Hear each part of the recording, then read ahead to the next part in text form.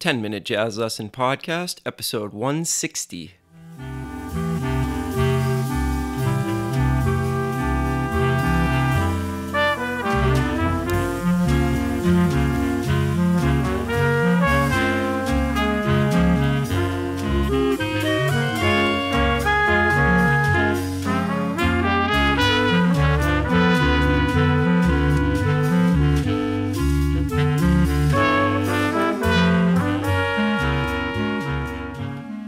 Hey everybody, welcome back to episode 160 of the 10-Minute Jazz Lesson Podcast. Hope you are all doing well out there. My name is Nick Manella. I'm the creator and host of this show, and we are celebrating 160 episodes of short and concise jazz lessons designed to give you something to practice for the week and further expand your ability to improvise in the world of jazz. Thanks so much for tuning back in. If you're a returning listener, if you are brand new to the show, welcome in. We're so happy to have you. Before we jump into the episode, I wanted to let you know that you could get the PDF to this episode and all other 160 episodes that we've ever done by visiting our Patreon page. You can get there by visiting 10minutejazzlesson.com, clicking on one of the Patreon banners, and pledging your support only $3 a month to get all kinds of amazing benefits and start to build your library of jazz education materials that will carry you through a lot of your jazz practicing and improvement career. So I wanted to thank the 4 people that joined up this week. Thank you to Amadeo, Fro, Terry, and Carlos. Thank you guys so much for becoming members of the 10-Minute Jazz Lesson family. We really appreciate it. And everybody else over at Patreon. A lot of folks signed up over there that are showing their support for jazz education, and we welcome you if you choose to support us with your $3 a month. All right, let's jump into today's episode. I think it's going to be very, very beneficial for you. Here we go. So today's episode is a great topic that I practice in my routine all the time. And really what it concerns is taking some of the more complicated chords that we see and being able to realize that we don't need to play every single note that works over a chord to create an effective melodic statement over said chord. So what I'm talking about is, like, let's take a chord like G7 flat 9. Now, if you've been listening to this podcast for a while and been learning jazz for a while, you know that there's an 8-note scale that goes along with that we call the diminished dominant scale. So that gives us a lot of options, right? We've got the flat 9, the sharp 9, the sharp 11, the 13, and all the other notes in the scale. But that doesn't necessarily mean that you have to use all those notes every time you see that chord.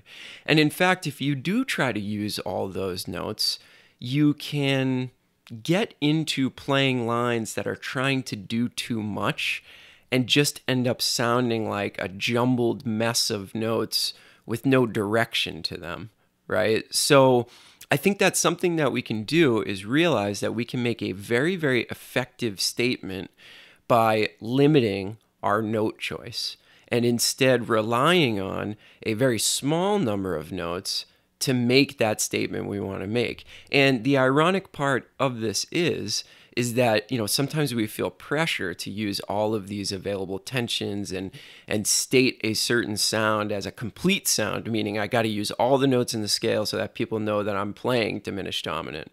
But the ironic part about that is that sometimes that defeats the purpose, and you end up sounding much more muddled and like you don't know what you're doing. Whereas if you chose just a couple of notes, that sound would come across very, very nicely, and your ideas would be that much clearer.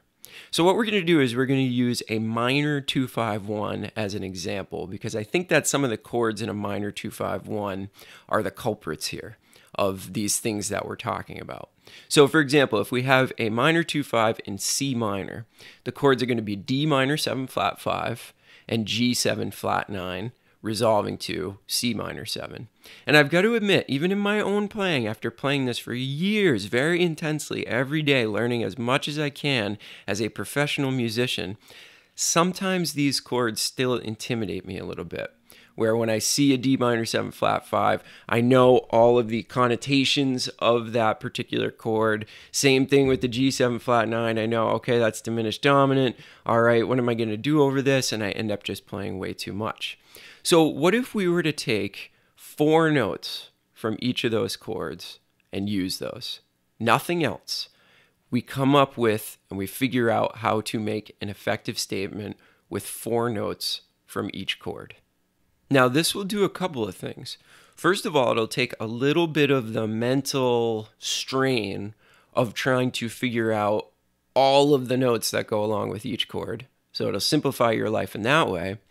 And it also opens you up to the other elements that make our playing great, like using them in a convincing way by concentrating on rhythm, or investigating what one of these notes sounds like over the chord instead of rapidly playing a bunch of eighth notes and not really ever grasping onto what these particular notes do over the chord, how they sound against what the rhythm section is playing. So let's come up with a couple of these. So we're going to use a couple of rules of thumb here. On any kind of minor chord, we're going to use, for this particular grouping of notes, we're going to use 1, 3, 4, and 5. And over any kind of major chords, that could be a major chord or a dominant chord, anything with a major third, we're going to use 1, 2, 3, and 5. So minor is 1, 3, 4, 5, and that kind of goes along with the minor pentatonic. And then over major, we're going to use 1, 2, 3, 5, which goes along with the major pentatonic. But that's it. Those are the only notes that we can use, and we're going to have to come up with a bunch of effective ways to use these notes over the chords. So what I'm going to do, and the first thing on your PDF, is simply just playing quarter notes in this pattern. So over the first measure, D minor 7 flat 5, you're going to be playing D, F, G, A flat, 1, 3, 4, flat 5. Over the G7 flat 9, you're going to be playing 1, 2, 3, 5. So that's G, A flat, B, D. And over the C minor 7, again, we're going to go back to 1, 3, 4, 5. So C, E flat, F, and G. Check out what that sounds like over each chord before we get into the actual lines that I've written for you.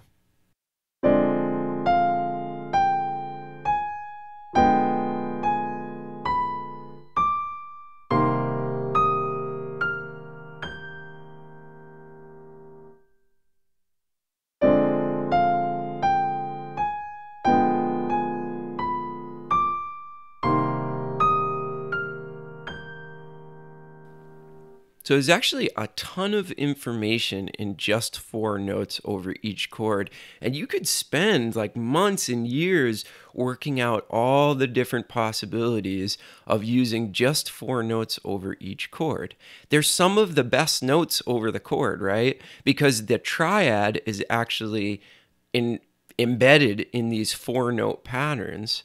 So you've got a lot going on, and then like over the flat 9 chord, you've got the flat 9, which is obviously a great note, and you've got all your other really important notes happening in there as well. So the beauty of this is that we're eliminating a bunch of the other notes, right? Like we're not worrying about what we're going to play for a 9 over that D minor 7 flat 5 or the C minor 7 chord. We're not worried about what kind of 6 to play over it. So this is a lot of mental space that we're opening up for ourselves by limiting what we can choose to do. Over the G7 flat 9 chord, we're not playing the sharp 9. We're not worried about putting that in there yet. We're not playing the sharp 11. We're not playing the 13. These are great things to just get rid of, right? It's kind of like a way of practicing minimalism. How much can you do with a limited supply of information? Then you can slowly start to add some of the other notes back in if you would like. But I highly suggest this for any of you guys who feel like you're lost when it comes to one of these complicated chords. Well, I know all the information that I need to play, but I just can't seem to fit all those notes into a coherent fashion over one measure. Well, limit yourself. Bring yourself down to these 4 notes and instead figure out how to play something good. So what I've done is I've included on the PDF another 2 examples of using these 4 notes in an actual melodic fashion, like the way that I would actually play it over a tune. So let's check out the first example. Now keep in mind, I'm only using 4 notes over each chord. Here's example number 2 on your PDF.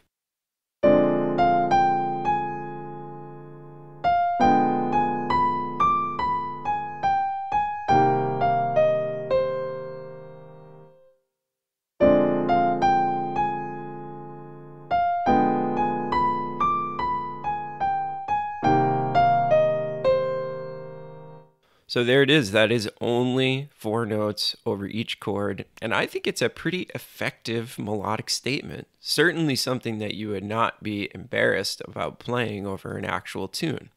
So let's go to example number 2. Same concept, just 4 notes, the same 4 notes over each chord, but I've switched up the rhythm a little bit and I've just played it in a different manner, just showing you the possibilities of only 4 notes over each chord. Check out example number 3 on your PDF.